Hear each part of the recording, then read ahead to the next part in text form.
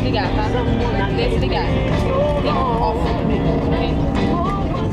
No, Marcela, de la empresa que nosotros compramos para viajar. Y ahí lo traía aquí y todo para Sexy. Si yo iba a ir, les digo, no, tenemos que ir hasta el sol con la banda.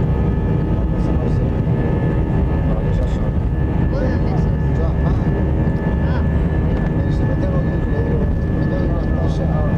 Le digo, después, irme hasta Sexy. No, me dice, Sexy, me dice, no, sí, guau, no fui. yo a mí siempre me llevan Federico.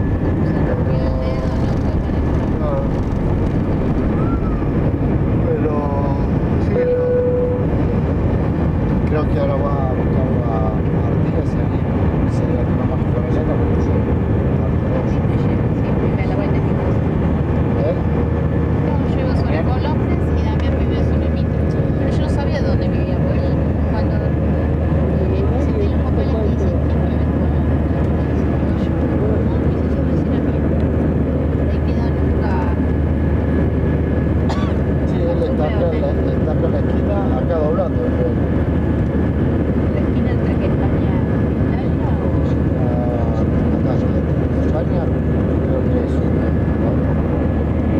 Sí, él A la vive ahí vueltita, nomás, sí. segundo o tercer edificio.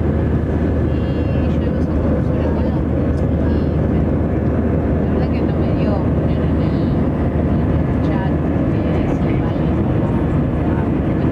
No, porque ellos iban, te digo, se iban a comer a la casa de Marcelo, que nos había invitado a todos al asado, y de ahí se iban para Sexy.